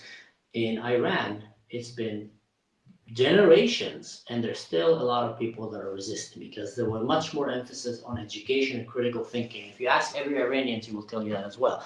So I think that maybe help balance and put it in perspective. It's not the same exactly as the Nebuchadnezzar, but it's still it's not Arabs. Yeah, I actually heard the most insane stories from Persians that are Muslim now about how they dealt with the Arabization problem, which is something that is not written anywhere, but it just passes down from generation to generation. It's brutal. I don't know if I should tell it or not. Do you want? It's really brutal. I don't care. I mean, it's your channel. I don't know. So I'll just say it in a more censored way. You can figure out what I'm saying. So when the Arabs came to the village this person came from, somewhere in Persia, they had mixed in the population. After several years, they had realized they hate the culture they bring. They hate those people. But there was already a mix-up, right? So all the original Persian had gathered and decided to take care of the problem. And they had eliminated all of those mixed up. So women would take care of the man, whatever, took care of the man. But there were a lot of women, and all the women had agreed to conduct a very late abortion. All right. I've never heard that. Of course, because it's not something that's written anywhere. It's just a story that passes down from generation to generation from that village, specifically saying, hey, this is how we dealt with the Arabs. At some point, they decided to root the problem out, including very, very late abortions, if you get my gist. So, wow. And every mother did it. Yeah. So sometimes you hear the measures they had taken were extreme in that area. Until now, they're resisting Islam, which is very admirable how they can do that under a very oppressive regime. Okay, so to me, there are a few super chats I'll go through, and I have three final questions, because it's the same question, just 3 parts. Maybe Mansour heard of the slave trade of the Sardinians by the Moors. P.S. Where your genetic grandpas? ANF. Okay. What is ANF? I have no idea. Also. And then he said, just kidding. Well, thank you for your support. You took us around here. I mean, I think he's saying that he's your grandpa or something. Mostly, I agree. We all came from the same place. Melanin is what makes us different colors. Yeah, I always like to joke, and that's one of the reasons that I'm not a religious person myself, because if you were an alien that came to travel through space and you went all this journey and then you stop on the moon and before you enter planet Earth, you just kind of say, let's see who are these people. You just kind of see, okay, it's one species. There's dominant, human species. They're the one kind of ruling the Earth right now. And some of them have colors, okay, good. They have darker skin, lighter skin. Some of them have, face pigmentation that are different, but you'll just see that's just humans. They have the same function, the same brains, same arms, same legs, same emotions, same psychological needs from literally the same species. And then he will zoom in and he'll see why are they fighting so much? What's wrong with these people? And then he'll zoom in and it's what's going on here? Why is everybody hating the Jews? Are they big empire that is threatening planet Earth? And then he'll zoom in, oh, they're the smallest group. And they're all hating them and trying to kill them. What's going on? What's wrong with these people? And what is this anti-Semitism? So I feel to go back to all the same. The biggest ego killers. The biggest ego killers. Okay, that's also a way to look at it. So yeah, all the same. It's just all these wars are really silly. Genetic testing only shows your genetic diversity, not your origin. People get this confused. For example, I cluster with 75% of Scots, but all it actually shows my ancestors were Protestants. Oh, interesting. Thank you. Yeah. I think genetics just overrated, so overrated. Oh, and then yeah. Might be overrated. Also, might be just breaching boundaries because you might be kind of growing up thinking super orthodox religious Jews, and then you find through your genetics that you're actually more German than you thought, or the other way around. You're like extremely close Muslim, and then you look at your genetics, and like somewhere down the line you were very Christian, and then someone came and either slept outside of the marriage, or someone got raped, and now you have a part of your life, and you just realize that we're all coming from the same place. Also, another way to say, like, what if we all acknowledge that all of those religion stuff, those are ideas, and like, what maybe we should start examining the ideas rather than, you know. Yeah. So thank you, Bronze Age Collapse, for support. Now we're educated that Anatolian and Neolithic farmers. Yeah. That's in it. I never But slave knew that. trade wasn't it? Well, yeah. Yeah, neither did I. Okay, so here's the question I have, and it's gonna be like a multi, Layers. I have one question, and then you have like A, B, C. All right. What are you fighting for? What am I fighting for? Mm-hmm. For me, it's quite actually. The answer is very simple. I'm fighting for a better future for my kid. I feel like every parent have a responsibility to leave a better world for his children, and I feel like my generation is failing because the world that I grew up in, at least the Western world, Europe was very safe, and you can travel freely, and even the Middle East was safer, and you can travel free. And somewhere along the line, it went radicalized, and mostly by radical Islam, which is threatening the way of the West. And I feel like if we don't stand against, that is the biggest problem in my eyes right now that is facing the Western civilization. The threat of radical Islam coming from within to take down the West. Biggest threat.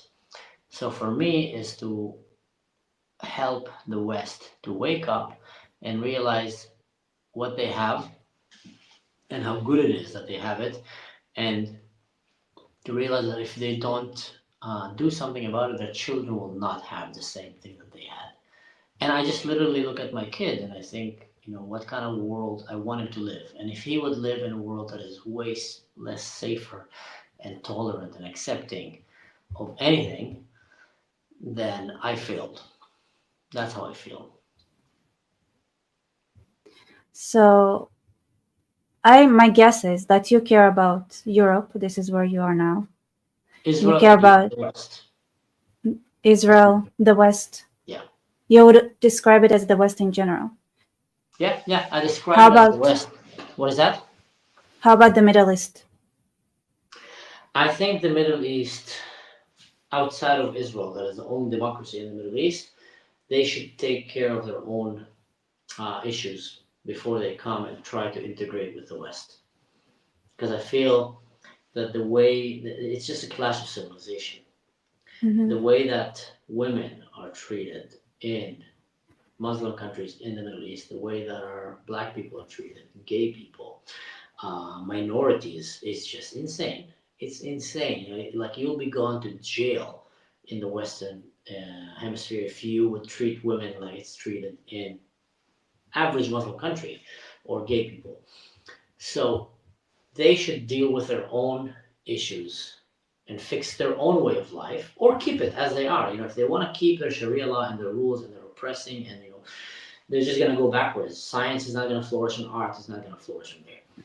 And the West should just realize that this is a threat to the West. I mean, look what's happening in England. That is, for me, is shocking. Like, I've been thinking about it lately, about all these gang rapes that are having by mostly Pakistani Muslim men that went and raped thousands of white Christian girls. And the police knew about it, the culture knew about it, they didn't do anything. And I was thinking about it, like, that is such a bad mark for this generations of the Brits, because a nation that allows invaders to come inside their homes and rape their daughters and don't do anything about it is a nation that is doomed. They have no future. So my fear is that the rest of Europe will become like the UK. I am afraid that Germany, if they don't wake up, they'll become like the UK. Well, they will literally roll over and become this, easy to take by these radicals. Because I'm living here. I don't want to start relocating now and looking for another safe place to live. Where is it going to be? I think in the end, it's going to be only America and Israel in the way Mm-hmm. that it's going. So I really feel that, I want to fight for Europeans to wake up and to realize that they have a real risk of an invading society that is trying to destroy their way of life. Okay. So I warned you because I know most people this is where they stop, but Mm. not me. Practically speaking, what does it mean? Fighting? Fighting how? You want to separate. There is trade. There are borders. How do you keep your borders safe? How do you are you suggesting stopping trade with those areas? What are you actually saying? I know this is where people are like, those are not nice things to say, so they don't want to say them. But because nobody says it, it could never happen. When you have a patient that have cancer and you as a doctor are just afraid to hurt his feeling, so you give him an antibiotic, it's not going to solve the problem. The problem is probably going to be a surgery and maybe even amputating part of the body to Okay. save the rest of the body. And I feel, to answer your question, where does it go? Europe have to detach itself from Islam. Europe have to do that, otherwise they are doomed. And they need to, and they got, it's sad to say, but they got a very big gift in the name of October 7. Israel paid the price, but for Europe that was a gift. And let me explain, because I might, upset some people. It wakes them up to see the level of anti-Semitism and the level of borderline Nazism that is among their countries, where people living in Europe are 100% supportive of Hamas, which is the same like ISIS, of genocide for the Jews. And these same people are also supportive of implementing Sharia law in Europe. So these just, they surface and they woke up. So Europe had the chance now to pick names. Well, guys, let's sit down for a second. Pro-Palestine, pro-Palestine, pro-Palestine, pro-Palestine, 90% of them are against your Western values. These are not people you want in your country. So if I was Europe, I would start really looking at these things and saying, okay, which people do we want to keep in Europe? I'm not saying kick all Muslims. Not all Muslims are terrorists, but 99% of terrorism is Muslim. So they should really wake up and realize who do they want. And there is like, I was talking to an Iranian girl that fled from Iran, and very, very impressive young lady. And she identified herself as an Islamophobe when she said, I'm so fed up with these Europeans. I said, hi, my name is this, I'm an Islamophobe. She just goes straight in and say, and she said, one way that it helps you understand which, let's say, Muslim person is with you or not with you, is you have a set of questions you can ask. One thing is, what do you think about Israel? If he hates Israel, most likely he hates the West. Ask him what he thinks about Yasser Arafat. If he admires Yasser Arafat, he admires basically someone like Osama bin Laden. Most likely, you don't want him. Ask him what does he think about the Yazidi girls, about what Islam is doing to the Yazidis. If he tells you, I don't know what, you don't want him in your country. Now, I'm not saying that all Muslims are like that. You definitely have Muslims today that are fighting, nobly to try to shift Islam to a different place. Like you see in the Emirates or Saudi Arabia, you see Lu'ai doing a great job at that, trying to bring the wisdom and the pride and the noble aspect of Islam and make it more fit with what we live today in Western civilization. But the majority of them are not. So Europe should definitely start investigating that and started sending them back home. And there's no other way. You don't send them back home, they're gonna bring more children, they're gonna take your way of life. There's no way around it. They're gonna change Europe and make it a caliphate. And if you want to let them in, then okay, then you agree for that. Then you go, okay, you know what, guys? My kids will be forced to pray in mosques, and my daughters will be forced to be arranged marriage and marriage at the age of 12. All right? But I accept that. As Europe, I'm okay with my granddaughter being married to an old man at the age of 8, because that's what's going to happen. 10 at best. So If they don't wake up and they do that, and they kick out these radical, moderate Islam that doesn't support their way of life, they're just going to take over their way of life. Can I butt in with my humble opinion, Yeah, which I please. always push it into people, whether they like it or not? Please. I think Islam should not be tolerated. I think if we are being honest, once you remove the problematic Islamic things, you are left with Arabization. That's the real culture that they have in Saudi Arabia and things like that. The hospitality, the way they pour coffee and things like that. They're sitting on the ground, they're eating like this is Arabism, not Islam. And I think maybe that I personally feel like if somebody identifies as a Muslim, that's a big no-no. And I don't see a way around it, to be honest. Here, so okay. I was giving a practical solution. I don't think you're gonna make Islam disappear, but if you can help Islam become more tolerant and more. What about making it something that you don't want to say out loud? Like you don't want to say you're a Nazi. Like it's like saying I'm a German, not a Nazi. I'm an Arab, not a Muslim. I'm a Pakistani, not a Muslim. Or you don't have to present yourself as Muslim because it can't. Just saying, "Hey, I'm Muslim," that means something. So, I personally know amazing Muslim people, but I also know that the problem is that they either keep it to themselves and they're not criticizing radical Islam, and that is a big problem for me. Now, when there were good Nazis. I want to put it on the table. There were good Nazis. No, yeah, I get your point. I get where you're going with that, and that's where when I was saying that the West should hold the bar to their standard of life and should tell Islam, sorry guys, get out of here. If you want to come and join us, you need to adhere to our bar, which would include a lot of things that are fundamentally just deep rooted in Islam. So they might need to completely change their DNA, their identity, their theology to fit in. Will include tolerance toward, like I said, minorities, women, LGBTQ, and Western civilization, freedom, and etc. And until they don't do that, then just go and stay where you are. So I think this is the approach that the West should take. And then if Islam choose, because yes, there is similarity between Islam into Nazism in many aspects.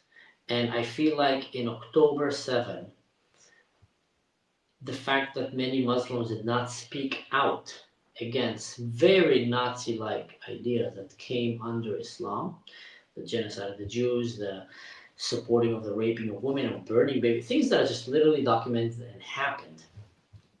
And it put Islam in a place. Are you guys trying to become the modern Nazis?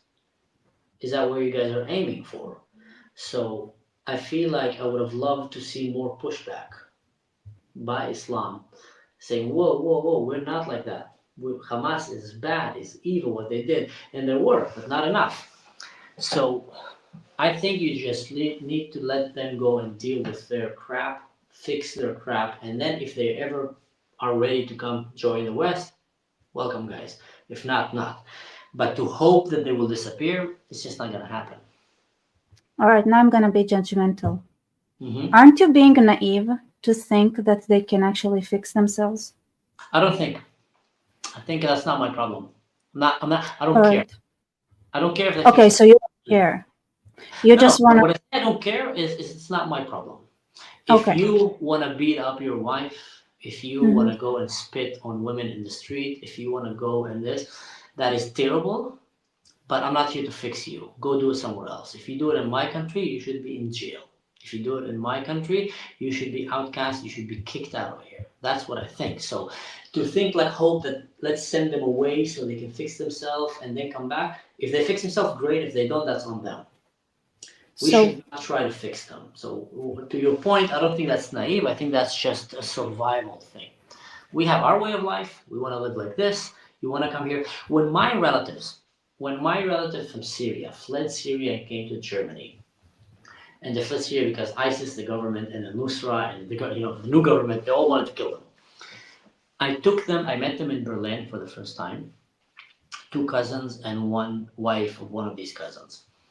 And I took them, there was a Circus Soleil show happening in town in New Year's. And I had a very good friend who was a gay aerialist performer in that show. And he told me, hey, Manny, you're here, come and join us. And I told him I'm with my relative, bring them in. And I took them deliberately to that party because I knew that there's going to be a lot of gay people in it and a lot of very alternative. And they were shocked. They were sitting there and there was like an aerialist, flexible girl that had her legs kind of over her head, just stretching while drinking a cocktail and talking, oh, you're from Syria and this. And you see the man a little bit. And I had to come and close his mouth, like, close your mouth, you idiot. And the reason I said that, I said, guys, welcome to Germany. This is how they live here. They tolerate that. This is accepted. This is okay. And they make sure that these people are safe to live like that. You like it, stay. You don't like it, go back to Syria. That's what I told them.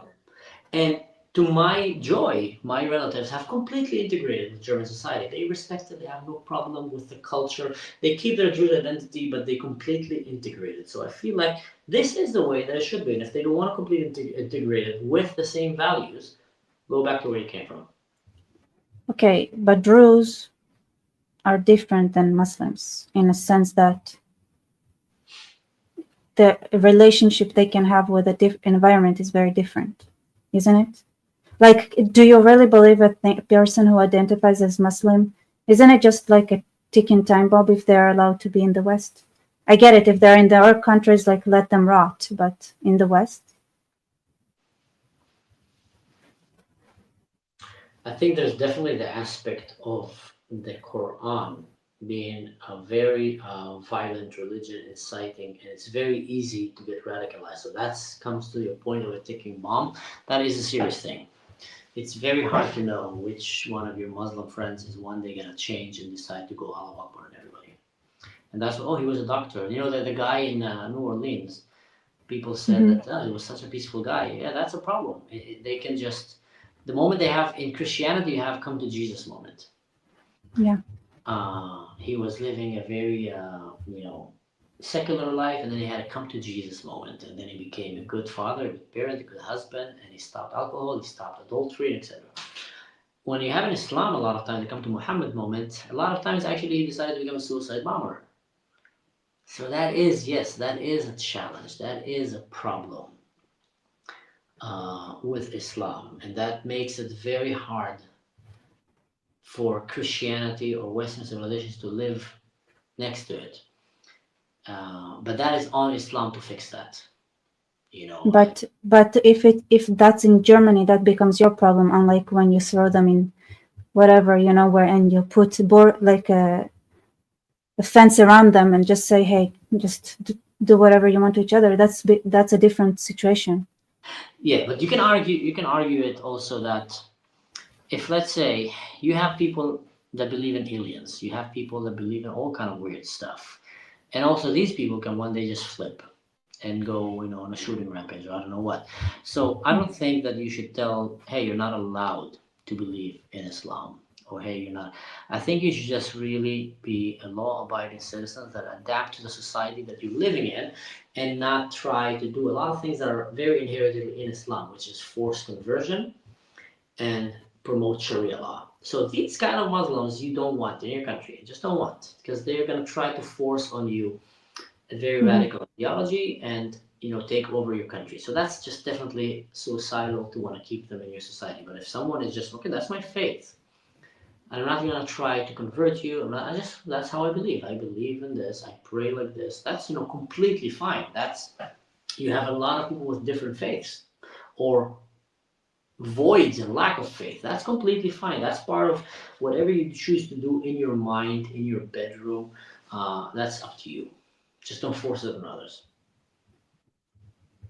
I think even the prayer part and things like that, it can be attributed to Arabism and not to Islam, to be honest. Because Islam is a time, for me, as I see it, right? It's one thing when you explore your culture and then you have a lot of things attached to it. But it's very different when it comes with an ideology. When you call yourself a Muslim, you are marrying yourself with a certain ideology. I think so, at least. So this is why I struggle with accepting with like.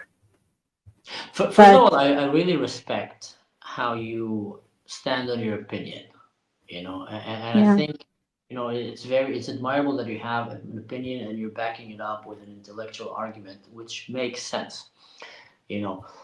I definitely, Islam came as a religion to dominate the world.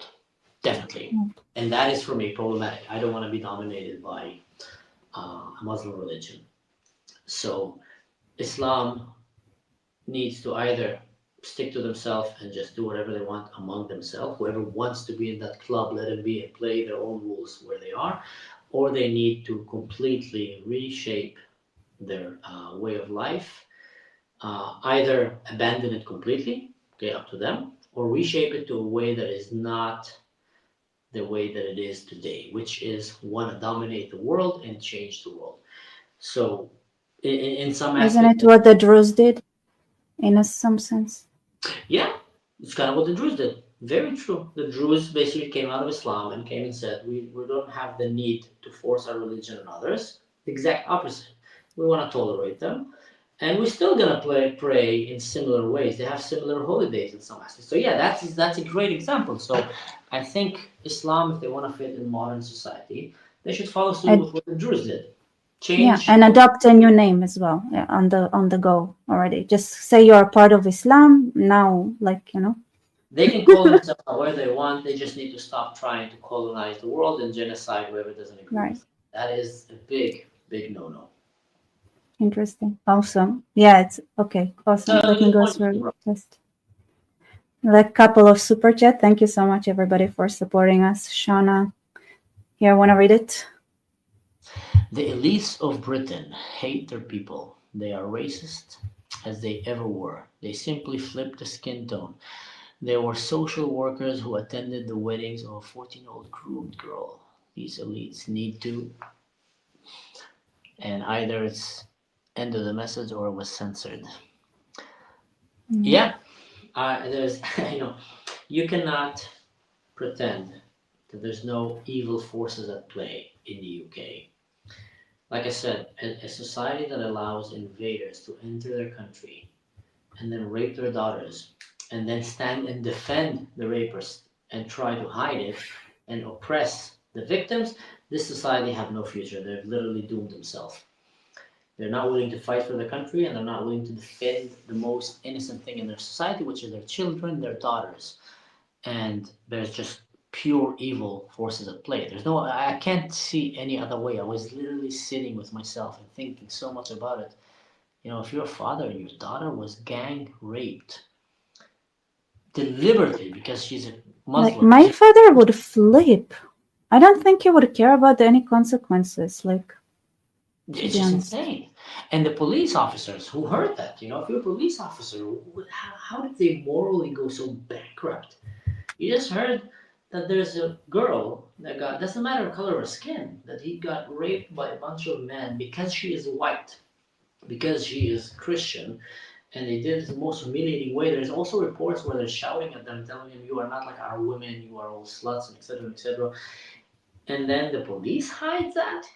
Social workers go to these weddings, and that is no wonder the UK is so anti-Semitic. I've been there. It's their days are numbered unless they wake up and kick these invaders out. Their days are numbered. And now you have this idiot, what's his name, Andrew Tate, who want to become the Prime Minister of UK. I mean, it's like, and he's being like, he's a radical Muslim. He's a radical Muslim. Stop. He supported Hamas. He refused to call Hamas a terrorist organization. He named Sinwar as a hero. He failed all of your Muslim tests. Yeah, and then he went and tweeted even other tweets that he wants Britain to become a caliphate. a Muslim Khalifa. And now he's trying to run to become the. I mean, so if anyone would elect him, then I would say, you guys are just doomed. I gotta go backwards. You just destroyed the Great Britain have just ended. Actually, I know I said it, I didn't. I now remembered. I had another like safe in the question. Do you care about the future of the Druze specifically? Of course. And they're very much in those countries where you want to throw all the crap to. So That's why I don't want to throw the crap. I think the crap is, yeah, you can say it that way. I think the crap should go back to where it came from and either fix itself or, stay there. like as in what Adam was made of. But Adam was made, yeah. So I tell you what is I'm very worried for the Druze in Syria and in Lebanon, and I wish they could live in Israel and have the same opportunity in life that me and my family had. Any normal Druze person will tell you that because we have a great life. Why wouldn't I want the great life for them as well? And Israel will give them that opportunity. In Israel, Druze households don't need to lock their door at night because they're afraid that ISIS or Nusra or Al Qaeda will come and kill their men and force their women to convert and take them as sex slaves. It's just non-existent. They don't need to worry that women cannot drive or cannot go to university or it's a much safer environment. Actually, life for Arabs in Israel is better than in Europe and safer. And I'm I've living in heard UK. it a lot from Arabs that Israel is better for Arabs than Yeah, it's Europe. funny how the ones that criticize us are actually way behind. Life for an Arab in Israel is safer. I'm talking if you're an Arab that actually, outspokenly stand against the radical Islam and what it stands for. You're not safe in Europe. I don't say that. I say that like as an average Arab, not even like people who just live here and say like here is better because like they understand the culture better as well than they do in Europe. Yeah, yeah, So and they have all the rights, so that's like the best for them. yeah. If you're a peaceful Arab and you appreciate democracy and freedom, then you will feel more at home and understood in Israel than Yeah. here. 100%. Right. And not because people here are just bad, because you just don't know what Arabs and what's the culture, and they many times they confuse you with what they might not agree with. Like they'll see me, they'll think, we hate all the Syrians, and like I'm not Syrian. First of all, you shouldn't hate all the Syrians, and second of all, like I'm a completely different religion, but I look different. They want to understand my cultures, my way, they don't understand my language, so they'll think it's something different. So it's easier for Arabs to be in Israel. They feel more understood. Yes. All right. Okay, last super chats and we have to go to sleep, I feel like. Yeah. Kier Johnson, thank you for support, even though it's empty. But thank you. And the new bride Jessica is always writing in a way that would challenge my reading out In my loud. humble opinion, I think that's what IMH. Oh, that's My humble opinion. Islam is just a tool used by authoritarian. Here, it's operational preparation of the environment, and it's been used for ideological subversion. And the new Bronze Age collapse have very interesting way of wording his questions. I feel like there's a lot of wisdom and intellect behind there that we need to like really dig in. a biblical way of Prophecy, yeah, encoding a yeah. message. It's hard to say. I mean, face value, Islam is a very colonizing, missionary religion on steroids. They basically it's like the new startup of religion. You're coming to start a new startup, and you come and say, okay, let's look at Judaism. It was a cute idea, but it doesn't expand very fast because it's very hard to become Jew, and the rules are rigid and hard to follow, and it's just let's invent Christianity. That really gonna expand faster. It's faster. You baptize them in the name of the Father, Son, and Holy Spirit. Then you go, you make religion more accessible to the people. Great, that can expand. And then Islam came and said, wow, look at that, guys. You know what? Let's take everything out that we don't agree and let's make a new religion that is just super missionary. You don't need to ask women even. You just go and kill the man and you take the wife and she becomes Muslim. her children become Muslim. You cannot leave Islam, and that way we're going to conquer the world. So they made a new religion that is even way more missionary than Christianity, and they kicked out a lot of the values that I think Christianity had very good values in them, and made the rules as they were running on the go, with the goal, the direct goal, to implement the Caliphate on planet Earth. right. So if that's a tool of totalitarians, I'm sure there's a lot of forces behind the scene that will use that to bring down governments and to, but the thing is, when you play with Islam, you're playing with a double-edged sword. You bring Islam to your country because you want to fight the far right and you want to get your votes.